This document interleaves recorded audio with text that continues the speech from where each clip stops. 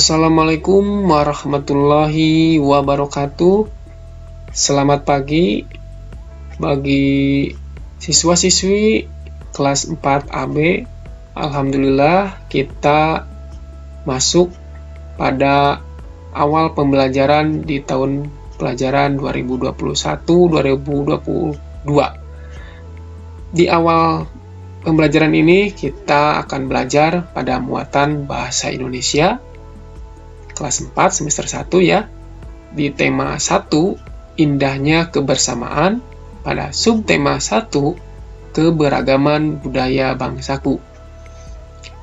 Bapak mengingatkan saja kepada kalian semua untuk berdoa terlebih dahulu dalam mengawali pembelajaran ini.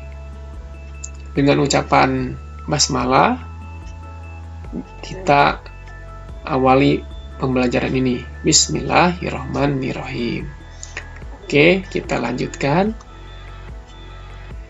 Gagasan pokok dan gagasan pendukung suatu teks. Suatu teks terdiri atas beberapa paragraf. Setiap paragraf memiliki gagasan pokok dan gagasan pendukung. Gagasan pokok adalah topik yang dibahas pada suatu teks. Sedangkan gagasan pendukung adalah uraian atau informasi tambahan pada suatu teks yang terletak pada kalimat penjelas. Untuk menentukan gagasan pokok dan gagasan pendukung, alangkah baiknya kita lihat dulu ciri dari paragraf, agar kalian semua bisa tahu di mana letak gagasan pokok dan gagasan pendukung. Nah, ini ada gambar yang ditandai dengan panah merah. Itu ada 2 paragraf. Kenapa bisa 2 paragraf? Itu cirinya adalah setiap awal kalimat, paragraf tersebut kadang ada yang di dalam, kadang ada yang sejajar. Kebetulan gambar ini adalah contohnya adalah kalimatnya di dalam awalnya. Paragraf ke-1 dan kedua itu ada jarak, sehingga bisa terlihat dari paragraf 1 dan paragraf 2. Itu ada kalimat, di dalamnya ada kalimat utama, kalimat penjelas, dan bisa menentukan gagasan pokok dan gagasan pendukung dari setiap paragraf. Jadi bukan dari suatu teksnya, tapi mencari gagasan pokok itu dan gagasan pendukung pada satu paragraf. Kalau ada 2 paragraf, berarti ada 2 gagasan pokok dan 2 gagasan pendukung. Itu tergantung kalimat, banyaknya kalimat. Oke, kita lanjutkan. Gagasan pokok dan gagasan pendukung disampaikan tersurat maupun tersirat. Secara tersurat, maksudnya gagasan pokok dapat ditemukan pada kalimat utama yang terletak di bagian awal atau akhir paragraf. Sedangkan secara tersirat, gagasan pokok dapat ditemukan dengan cara membaca seluruh kalimat pada paragraf. Jadi bisa kita ambil kesimpulan dari ini semua bahwa gagasan pokok itu bisa kita temukan di awal ataupun di akhir dengan menentukan kalimat yang jelasnya. Sedangkan untuk yang tersirat itu harus kita baca dari awal sampai akhir dengan sangat cermat. Kita lanjutkan. Berikut cara menentukan gagasan pokok dan gagasan pendukung, atau lebih pada kata populernya adalah tips bagaimana cara menentukan gagasan pokok dan gagasan pendukung. Nah, ini adalah caranya. 1. Bacalah teks dengan cermat. Bacalah teks tersebut dengan sangat baik oleh kalian semua dengan cermat agar bisa menemukan gagasan pokok ataupun gagasan pendukung. Nah, yang kedua, cermati kalimat pertama sampai kalimat terakhir pada setiap paragraf. Artinya, kalian harus tahu maksud bacaan yang ada di paragraf tersebut itu menceritakan apa. Nah, kalian harus bisa menemukan kalimat itu.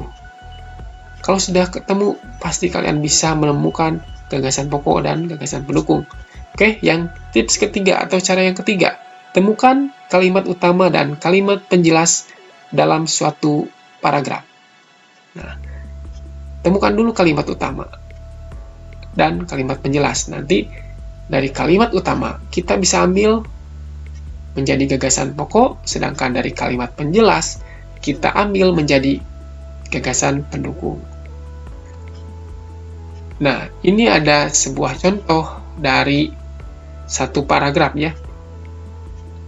Utuhnya adalah ini ada teks bacaan, ada beberapa paragraf, tapi yang ini adalah untuk contoh saja, kita bisa menemukan kalimat utama ataupun kalimat pendukung, atau kalimat penjelas maksudnya, supaya kita bisa tahu menemukan gagasan pokok ataupun gagasan pendukung. Nah, ini sudah Bapak kasih warna yang warna merah dan warna biru. Warna merah mewakili bahwa itu adalah termasuk kalimat utama. Mengapa demikian? Karena di awal kalimat sampai titik pertama itu adalah namanya kalimat utama. Kalau warna biru itu mewakili dari kalimat penjelas yang akan menjelaskan dari kalimat utama. Yang nantinya kalimat penjelas ini akan diambil menjadi gagasan pendukung. Kalimat penjelas itu ada beberapa titik ke bawah. Ini kebetulan cuma satu titik kalimat penjelasnya. Tapi jangan aneh kalau kalian menemukan bacaan ataupun paragraf, kok titiknya nggak sesuai dengan contoh. Nah, ini hanya contoh, tapi kalau kalian menemukan titiknya banyak, berarti kalimat penjelasnya itu banyak. Nah, kalian harus bisa menemukan gagasan pendukung yang tepat dari kalimat penjelas tersebut. Oke, kita lanjut. Kalimat utama kita tuliskan kembali, yang tadi yang sudah dikasih warna merah. Gotong royong merupakan sebuah warisan berharga nenek moyang yang menjadi salah satu ciri dari masyarakat Indonesia. Kalimat penjelas juga kita tulis kembali. Kegiatan gotong royong bisa bermacam-macam, misalnya saling membantu untuk membersihkan desa, bersama-sama membantu korban bencana, membantu meningkatkan mutu pendidikan di sekolah, dan lain-lain. Ini yang berasal dari bacaan tadi, kita pindahkan, kasih ciri dulu. Ini kalimat utama dan ini kalimat penjelas. Baiklah, kita lanjutkan menemukan untuk gagasan pokok. Nah, kita ambil dari kalimat utama. Nah, kita lihat. Gotong royong merupakan sebuah warisan ya. Ini kalimat utama. Yang di bawahnya adalah gagasan pokok. Ini diambil dari kalimat utama. Kalian bisa bedakan, lihat. Kalimat yang di atas dengan yang di bawah. Itu ada perbedaannya, meskipun ada persamaan.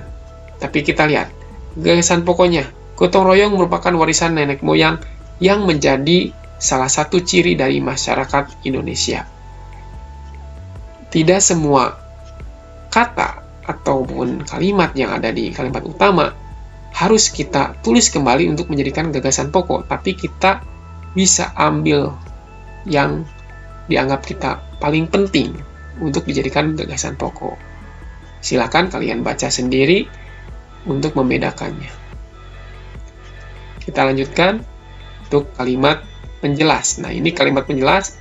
Kita tulis kegiatan gotong royong sampai titik.